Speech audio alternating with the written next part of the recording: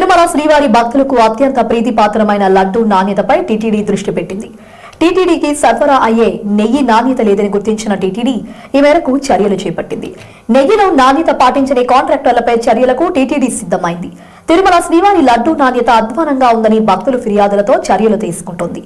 సమూల మార్పులు చేయాలన్న సీఎం ఆదేశాలతో ఈవో శ్యామలరావు లడ్డూ తయారీకి వినియోగించే ముడి సరుకులు నాణ్యతపై దృష్టి పెట్టారు.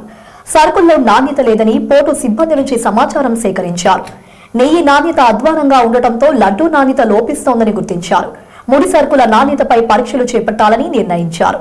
ఈ మేరకు తిరుమలలో ఎఫ్ఎస్ఎస్ఐ ద్వారా ప్రయోగశాల ఏర్పాటుకు చర్యలు చేపట్టాలని టీటీడీ నిర్ణయించింది. నాణ్యత లేని ముడి సరుకులు పంపిణీ చేసి గుత్తేదారులపై ఇప్పటిదాకా ఎలాంటి చర్యలు లేకపోవడాన్ని ఈవో గుర్తించారు.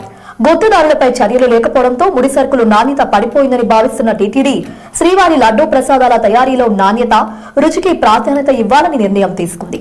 నాణ్యత లేని నెయ్యితో శ్రీవారికి లడ్డూ ప్రసాదం రుచి, నాణ్యత లేదన్న విషయాన్ని టీటీడీ గుర్తించింది. నెయ్యిలో నాణ్యత లేకపోవడంపై టీటీడీ సీరియస్ గా పరిగణిస్తోంది. సరఫరాదారులకు టీటీడీ ఈ మేరకు హెచ్చరించింది.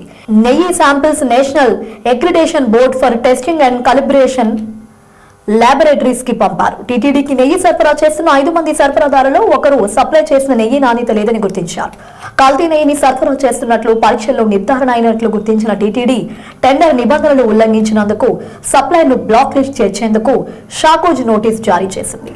నెయ్యి సప్లైలో నిబంధనలు పాటించకపోతే చర్యలు తప్పవని టీటీడీ హెచ్చరించింది.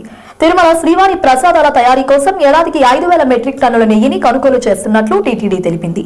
కొత్తగా సప్లై చేస్తున్న తమిళనాడుకు చెందిన ఏఆర్ డైరీ నాణ్యత లేని నెయ్యిని సరఫరా చేస్తున్నట్లు గుర్తించింది. కేజీ నెయ్యి ధర 351 నుంచి 411 వరకు చెల్లించి కొనుగోలు చేస్తున్నట్లు తెలిపారు.